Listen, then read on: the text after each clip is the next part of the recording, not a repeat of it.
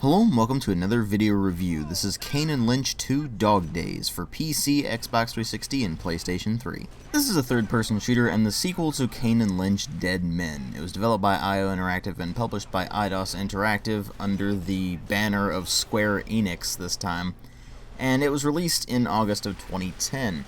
To pretty mixed to negative reception. I mean, most people generally regard this as a mediocre game at best.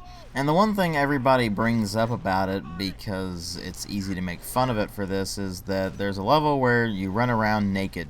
Other than that, and comments about how short the game is, you don't really hear much about it. So let's go ahead and delve right into this thing and find out whether it improved upon the original game and managed to do something better with it, or whatever it really ended up doing. Well, as far as presentation goes, it's definitely a step up over the previous game, considering that it came out 3 years later on a much more updated version of the Glacier engine.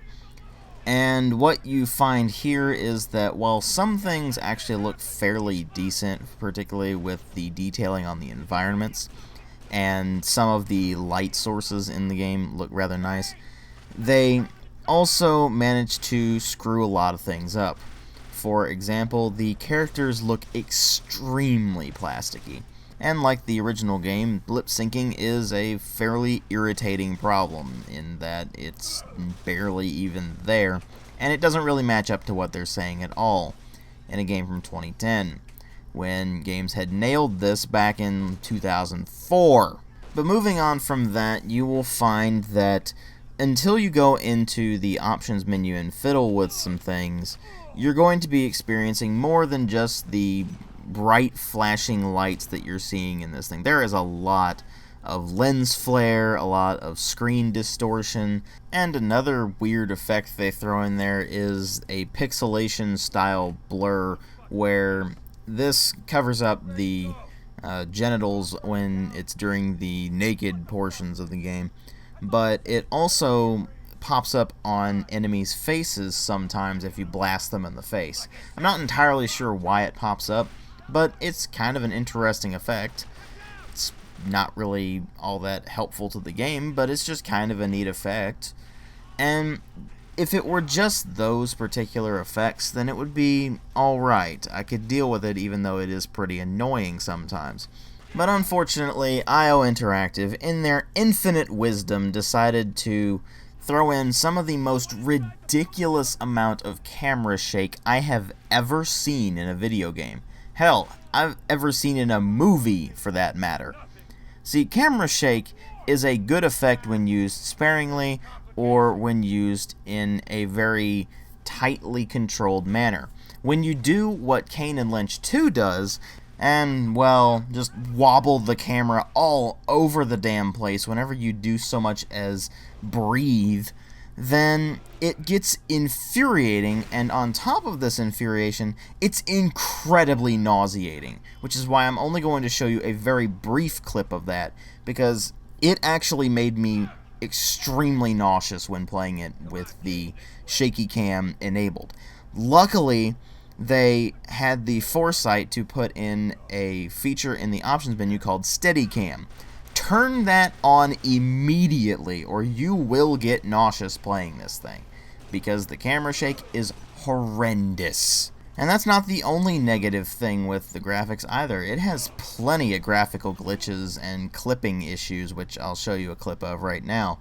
It's just mildly annoying and doesn't really destroy the game, but ultimately, it just screams of not being a full-on professional release, so to speak. I mean, when you have some things that actually end up looking worse than the original game that came out 3 years prior, you're doing something wrong.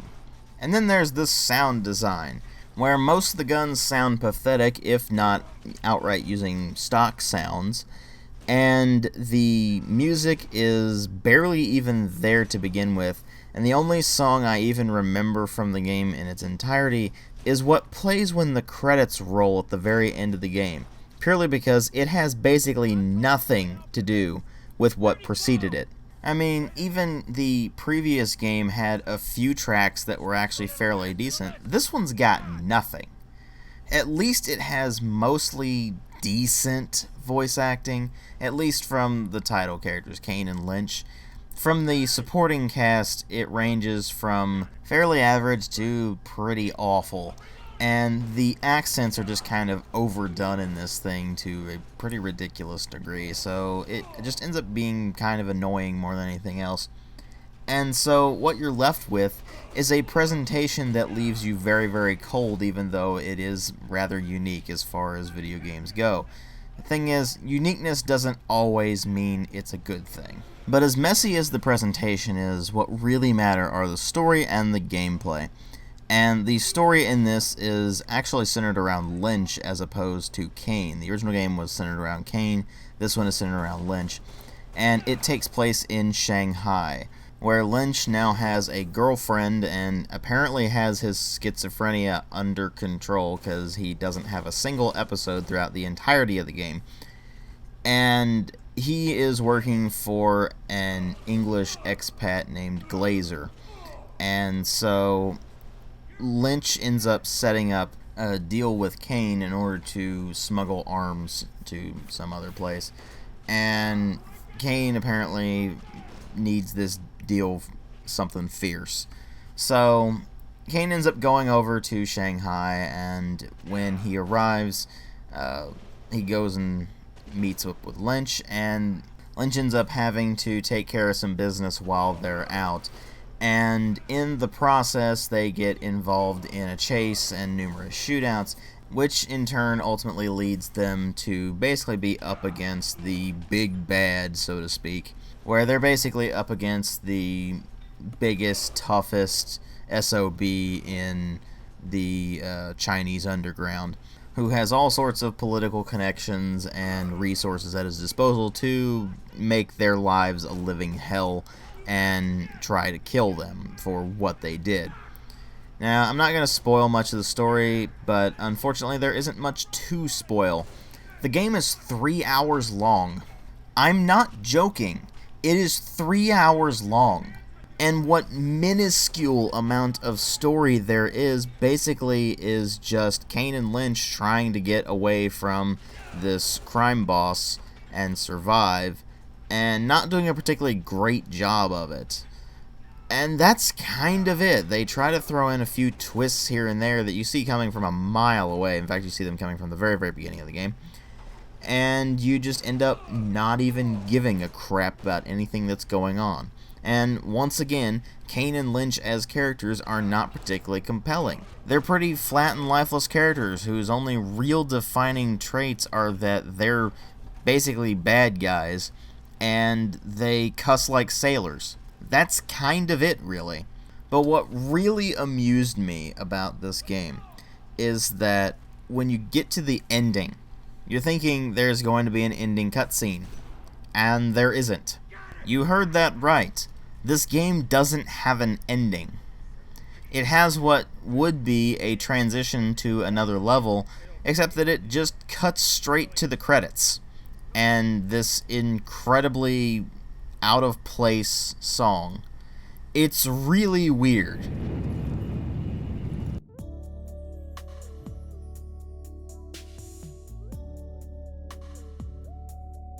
And it's basically there to be a sort of cliffhanger, I guess, for a Kane and Lynch 3, except there's one major problem with that. Kane and Lynch 2 killed the franchise. And it wasn't just because it's a 3-hour-long game with a downright awful plot. It's because the gameplay is so incredibly pathetic. This is a third-person cover-based shooter. The only two things I can say that it does better than the original Kane and Lynch are that you now have a dedicated reload button, and the weapon accuracy isn't anywhere near as arbitrary as it used to be. Now, even though you do still have weapon spread, generally the first shot is going to be pretty accurate. So, that's a plus. I mean, unless you're using submachine guns or LMGs, in which case it may take you several rounds to actually hit the target. But that's all remedied by the magic of shotguns. They're actually unnervingly overpowered in this thing. They're pretty much sniper rifles, really. And it's kind of hilarious because you can fire in the general direction of an enemy with a shotgun, and you're probably going to hit them. And now it actually has hit markers to show you that you did in fact hit something, so that's a plus, but it ultimately ends up being kind of laughable. I mean, machine pistols, submachine guns, good luck hitting things with them until you get the bullpup one that actually, well, lets you hit things. With the rifles, be warned that the recoil is downright insane on them, and really there's no reason to use anything other than shotguns and pistols. The simple reason being that shotguns are ridiculously overpowered, as I mentioned, but pistols pretty much have pinpoint accuracy. And so you can easily get headshots with those. And you'll find toward the end of the game especially that enemies will take a lot of damage to go down for some bizarre reason, unless you hit them in the head, which is kind of amusing. And the damage modeling does not seem very consistent. Sometimes it will take one shot, sometimes it will take multiple shots to bring an enemy down. It just seems like a complete crapshoot. But at least the weapon handling is better than the original game, and it has a dedicated reload button now instead of having to use the use key, which is just awkward. And the cover system now has an actual cover button as opposed to just moving up into the cover and just waiting for it to take hold. But it's still just about as useless as the cover was in the original Kane Lynch, so it doesn't really help.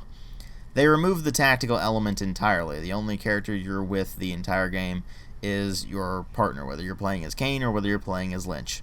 And if you play as single player, then you're going to be playing as Lynch throughout the entirety of the game, except the very, very last level. And once again, the AI in this game is pretty awful. Your teammate will occasionally kill stuff, but generally speaking, he manages to get himself out in the open fairly often and mowed down pretty easily, except that it doesn't really matter because if you're playing single player, he's immortal, and you don't need to revive him. So it's not that big of a deal, really. He can just run in guns blazing and nothing really ill happens other than he might get knocked down and then have to get back up. And the way they've handled this thing in general is just a blatant step backwards from the original Kane Lynch for the most part. This thing is painfully linear. They don't even give you the luxury of maybe two paths to a location. Pretty much everything in this game is a very obvious linear path, and while you may have an opportunity to split up from Kane, it's still going to basically be circling around a square area basically and moving up to a certain point in that area so you can progress down yet another hallway.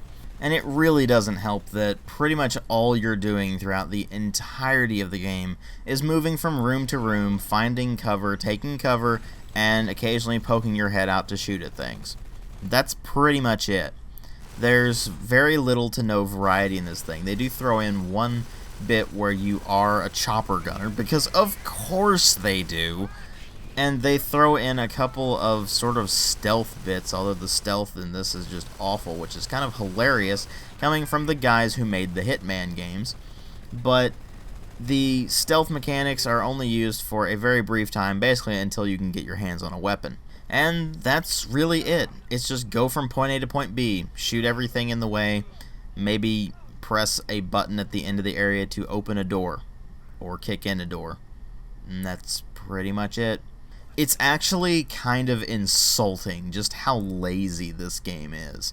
It's like they did the absolute bare minimum they could to make it a third-person shooter in this day and age. And what ended up happening was they half-assed it to such a degree that it actually becomes more like 1,000th assing it, because the game just ends up being a completely tedious slog at best, and at worst, it's downright infuriating, and nauseating, and actually kind of headache-inducing from all the bright lights and flashing and everything. Now, they did throw in a multiplayer mode as well, but I haven't been able to test that because nobody plays this game anymore. Or if they do, they're basically Russian. In fact, that's pretty much all I can see in the Steam discussions for it, is Cyrillic. So even if I managed to get into a game, I probably wouldn't be able to understand a word that anybody's saying, so that wouldn't really help me out any. And even then, you're dealing with peer-to-peer and matchmaking. Now they do also have co-op mode for the campaign, and that's nice, I guess. I mean, it's always nice when you can get someone in to share your pain, but this game is just awful. It's downright terrible. The damn thing doesn't even work properly. I've had it crash on me at least 9 times while playing it. Now, the first time it crashed was actually during setup, and I don't count that when with the whole playing it thing.